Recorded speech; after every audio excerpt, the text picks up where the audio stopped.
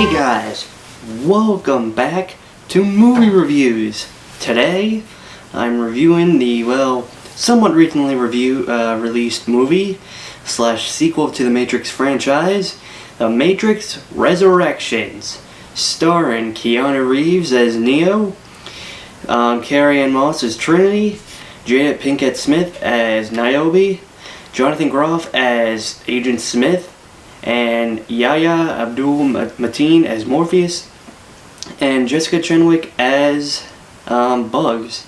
So yeah, we have quite a cast, some old faces, some new faces.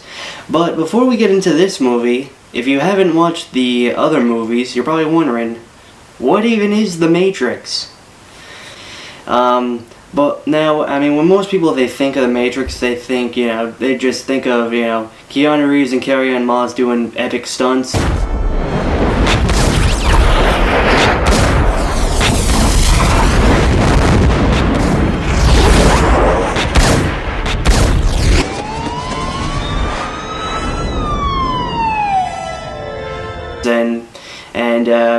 And Hugo Weaving saying, Mr. Anderson. Yeah, but there's more to that. What truly is The Matrix? So imagine all of reality, everything that you see right here as you watch this video, everything you see here, all of reality, the world you know, everything. Now imagine it's all fake. That everything you see around you, it's not the real world. It is nothing but a computer simulation built by malevolent machines that in actuality, that in the real world, are using human beings as nothing but batteries.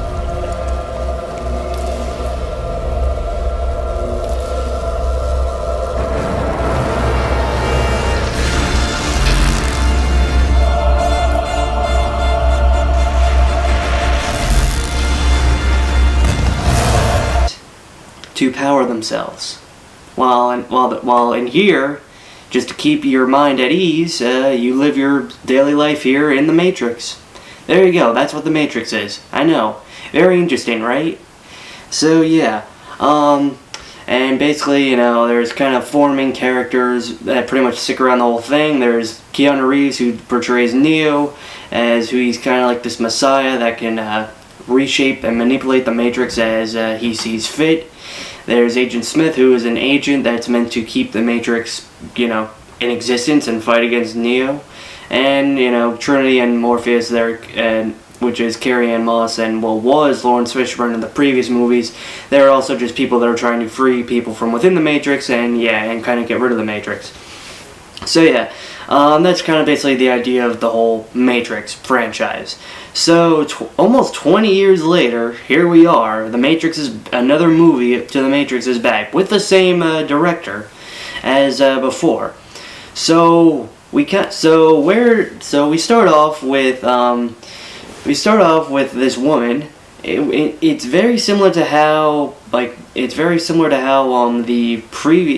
the Matrix really started with some woman running from agents, but turns out that that's nothing but a video game, and that Neo, while he's back under the alias Thomas Anderson, portrayed by Keanu Reeves.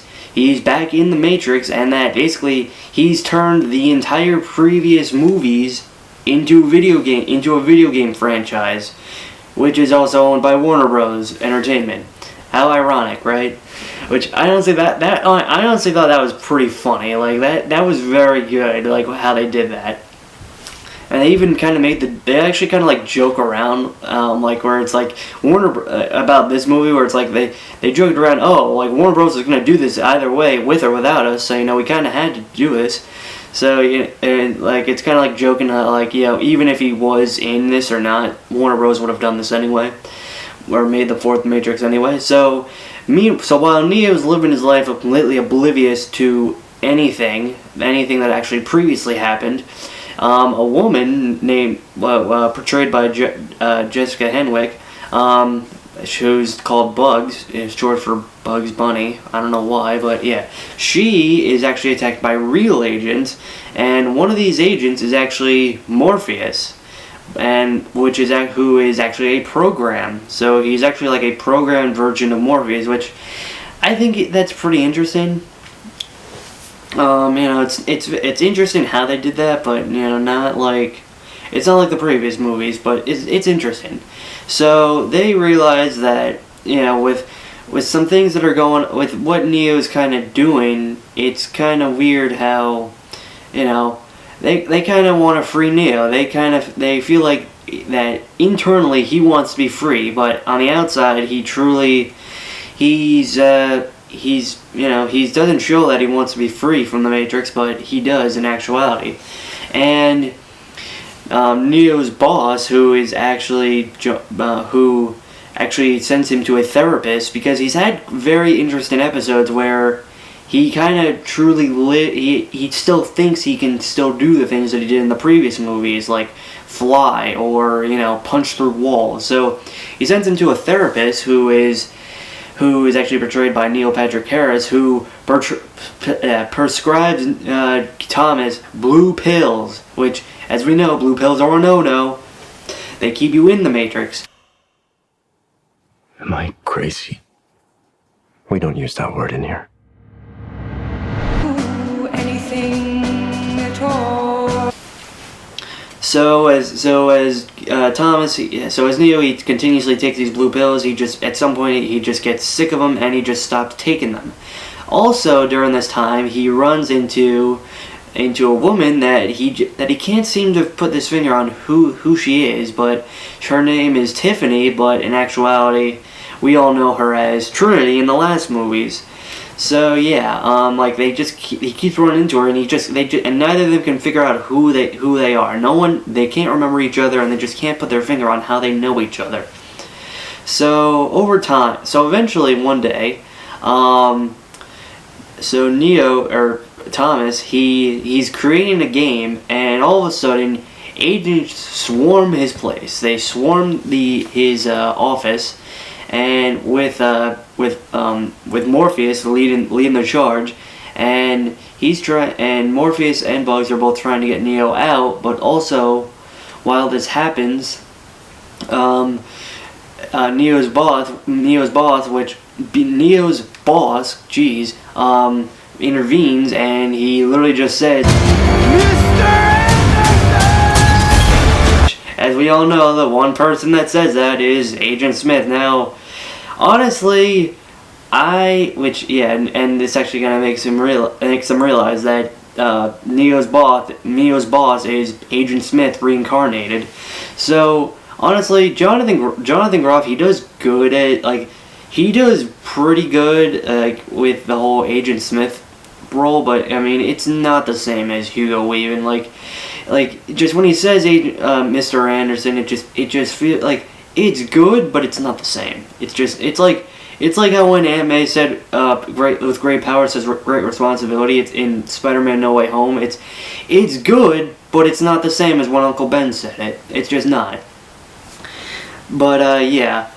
So they both are able to. So the plan to get Neo out of there fails, and Neo, he goes right back to his therapist, and the therapist just begins to say he's not looking too well, and so he prescribes Neo more blue pills, but Neo once again does not take them, and he runs into Bugs and Morpheus once again, and in which this is when they finally truly free him. And yeah, and actually as he's in the process of being free, his therapist actually notices, and he's like, Thomas, what are you doing? And yeah, which is actually very interesting, and it's actually kind of revealed that his therapist, he's a program. He is a program that actually runs the Matrix now in this new version, known as the Analyst. And he's actually kind of the true villain of this movie. So Neo is free. He wakes up just as before in a pod in the real world, and he sees across from him only one pod this time, and that's actually only Trinity. So yeah. So he's picked up by machines, and he's brought to Bugs and her crew in the real world, which, honestly, her crew in the real world, honestly, they're not that interesting. Like, they all have their roles, but it's like, I honestly, for the life of me, can't even remember who they are. Like that just goes to show how little of an impact they made on me, or just on the story, where it's like I can't even remember who they are. But yeah, they're interesting, but just not, they're not incredible as in the previous movies, that the crew in the real world. But so then they kind of fill in Neo on just like how things have changed since what happened at the end of the last movie, which time has actually gone by really far. Like, compared to the last movie, like, time in the real world has really progressed. It's 60 years later, and well, yeah, no, they haven't aged. Like, Neo has not aged, and neither has Trinity, which, we all know Keanu Reeves does not age whatsoever, but, still. Like, that's crazy. So, yeah, everyone's, like, very confused on that, and also, well, Neo, he's very confused, because, well, some of the machines, they are actually friendly towards people now. Keyword some, not all of them. So, yeah, and so Bugs and her crew, they bring Neo to the real world human civilization, which it's not Zion this time. Zion is no longer. It's actually a place called Lo, and the person in charge of Lo at this point is, well, Niobe, or portrayed by Jada Pinkett Smith, Will Smith's wife. So yeah, she's much older, because it's been 60 years in the real world, and she's shocked to see Neo, and also very angry at Bugs and her crew for disobeying direct orders and freeing Neo. But oh well. So Niobe kind of fills in Neo on what has happened since they last saw each other, which was at the very end of the Matrix Revolutions. So she tells them that the machines, some of them they decide to help out people in the real world and free other people from within the Matrix, but other machines, they chose to not. They chose to just go along with their original programming and hunt down humans and hate humans and so on and so forth. And that with the help of machines and also programs from within the Matrix, they can actually do many things that Zion couldn't do. They were able to just completely, they were able to actually grow like actual food, and they're actually able to communicate with programs in the real world, which is very interesting. It's like, that was like one of the things like I truly wanted to see, like how did the real world progress after the actions that happened in Resurrections, and they do it pretty well. And Neo, since he did see Trinity, he wants to free her. He wants to free her from the Matrix. He can feel that she wants to be free, but Niobe, she doesn't want anyone else to do anything, because she doesn't want to possibly ruin what they have. She doesn't want to ruin the peace, or just what was gained through the actions that happened before. She's old, tired, and she doesn't want to go through war again. So, but regardless, Bugs and her crew, they go get Neo, and they once again go against Niobe's orders, and they go into the Matrix, and they try to go find Trinity, which Neo is able to find her, or should I say Tiffany is able to find her, but just as he's about to talk to her, the analyst intervenes, but not just the analyst, none other than Agent Smith intervenes. But Agent Smith in this movie, he's actually not a villain. He is somewhat of an anti-hero. He fights Neo at first, but then he actually turns on the analyst as kind of somewhat revenge for his imprisonment. For, kind of revenge for, like, how he's, not an agent in this. And also, the analyst, he actually kind of brings in a couple of older programs, like the Merovingian, the jackass French guy from the previous two movies. Which, yeah, like, honestly, besides, like, a little cameo, he really does not do much. So, yeah, it's cool to see him, but, he's not very interesting. So yeah, that's kind of what happens. So they all kind of lose to the analysts. They're barely able to, like, fight, even as Neo is starting to regain his powers as the one. And so basically, just things are not looking too good. but they're able to hold off the guys, but they can't beat them. And also, while in the process, the analyst kind of explains like what has happened, like what happened to Neo and Trinity, like how they're still alive. Because actually, at the end of Resurrection, they both died. And actually, what happened is after Neo made peace with the machines and beat Agent Smith at the end of Resurrections, him and a couple of the machines they resurrected both Neo and Trinity and left them in bondage. And that basically, with this new version of the Matrix, he basically was able to take control of it and using the two of them as power sources. But but he could not keep them too close to each other because if they're kept too close, they would both wake up and they would completely free themselves and undo the entire Matrix. But if he kept them at a safe distance, then they wouldn't bother each other, or they would still give off power, but they wouldn't completely free themselves and undermine the entire thing.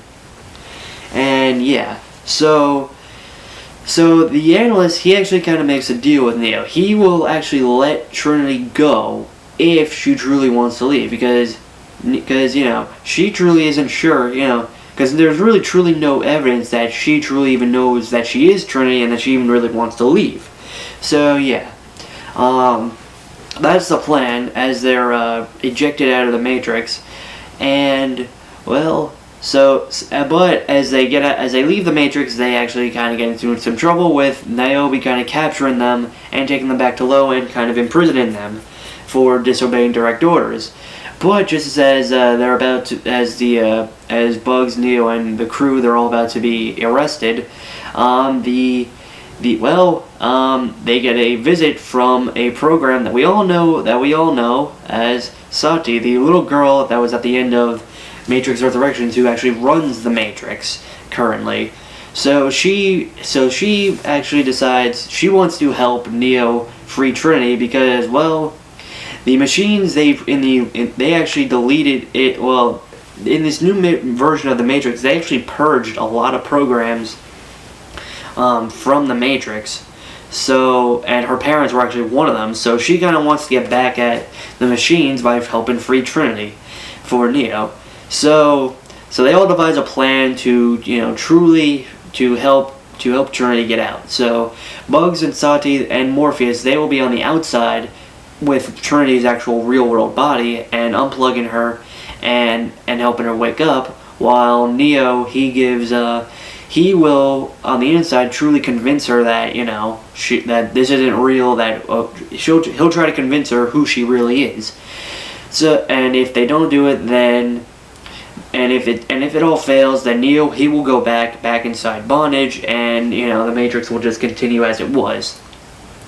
So it all goes down, and at first Tiffany, she doesn't truly believe it, but just as it seems, and especially with her children and her husband next to her, she truly doesn't believe it. But then after a little bit of time, she truly remembers that she is Trinity, and she decides to jump right back in and help Neo, and wants to leave the Matrix. But, well, and even though the analyst kind of failed, he's not going down without a fight. He literally kind of sends in everyone. He kind of basically, he has this ability, he kind of basically turns everyone into zombies, and makes them go after, the crew and Trinity and Neo. So everyone's able to get out, and Trinity and Neo, they get cornered when there actually is a very cool like motorcycle chase, which is it's actually pretty cool. But yeah, so just when it seems that Trinity and Neo are cornered, they jump off a building hoping Neo will be able to activate his abilities to fly, but it turns out Trinity can fly. So yeah, she kinda has the ability to fly. She has some of the One's power, and it's actually kind of funny the way that's discovered. It reminds me of that scene in Guardians of the Galaxy 2 with Yondu and the whole Mary Poppins thing. I'm Mary Poppins, y'all. Which I literally was like in my head. I literally thought of the scene. I was like, wow, now I know how Yondu feels. But yeah. So So they both of them, they're able to get out of there, and Trinity and Neo are both officially free. The Matrix, it doesn't shut down. There is a failsafe, but it's still it's different. The analyst, he has failed. So then later they actually go to visit the analyst and actually kind of thank him for kind of helping them find each other and free each other somewhat. And he sarcastically kind of says, you can't free everyone. The sheeple will never want to be free, even if they know the truth. And he's like, and he actually is kind of like speaking through the fourth wall, kind of to the fourth wall, or he's kind of breaking the fourth wall by kind of saying like how in actual reality, we're kind of owned by corporations and governments and big tech and big pharma and the media. We're kind of owned and controlled by it. Most of these people are not ready to be unplugged. And many of them are so inert, so hopelessly dependent on the system that they will fight to protect it. And, even if the masses were to truly wake up to to how the world is actually run, people won't actually really want to do anything about it because, they feel without this, the world, it would kind of be descending to Set the established order, and everything becomes chaos. chaos. So, yeah. It's kind of like breaking the fourth wall in a way. But either way, the movie ends with the two of them flying into the air and, and setting out to remake The Matrix as they both see fit. And that's the end of the movie. It's very interesting how it works. It's an interesting movie. Personally, The Matrix Resurrections, it's not terrible. Many people that they've said it's terrible, that it's actually really bad and awful. But honestly, I don't see it. Like, it's not terrible. It's not a terrible movie. It's not an amazing movie. It's definitely not nearly as good as the original Matrix. No way it will ever be that. But honestly, it's not a terrible movie. Honestly, I feel like it would have done better if it maybe was released like 10 years. If this was released like 10 years ago, I feel like it would have done way better. But, well, it wasn't. It was released in 2021, which, yeah, not really too good. But you know what? It still is good. Everyone plays the roles pretty well, especially the new people. Like, Yahya Abdul Mateen, he portrays Morpheus pretty well. Like, I gotta say, he does him really well. Like, I think he does the character justice, but Jonathan Groff does not really do too well as Agent Smith. Like, it's just, I just can't see him as Agent Smith. Like, it's just, no, like, he's not nearly as good as Hugo Weaving. But all in all, despite everything, Keanu Reeves, Carrie-Anne Moss, and Neil Patrick Harris, I feel like they pretty much carry this. They carry the show. They portray their roles really well. And yeah, honestly, so what's my grade for this movie? Well, I'm gonna give this movie a B. It's not great, it's not terrible, but you know what? I still would recommend it, especially like if you're into The Matrix. I would at least recommend you at least see it. Maybe not in theaters, because I don't think it's in theaters anymore, but, check it out if you have HBO Max. But, yeah. So, what is the next movie that we're going to be reviewing? Well, I'll give you a hint. Actually, before I do that, it was going to be Morbius, but once again, for whatever reason, they seem to love to push back Morbius. And it was going to come out at the end of this month, but now it's going to come out in April. So yeah, that's kind of annoying, but oh well. So, I'll give you a hint. It's directed by someone that seems to love to destroy the Earth, or with anything, between alien invasions, climate change, and even just crazy conspiracy theory. He just loves to destroy Earth, and he's doing it once again. And, well, Thanos kind of did it, but not to Earth. So here's the trailer. This planet has suffered 5 extinctions. This is going to be the 6th.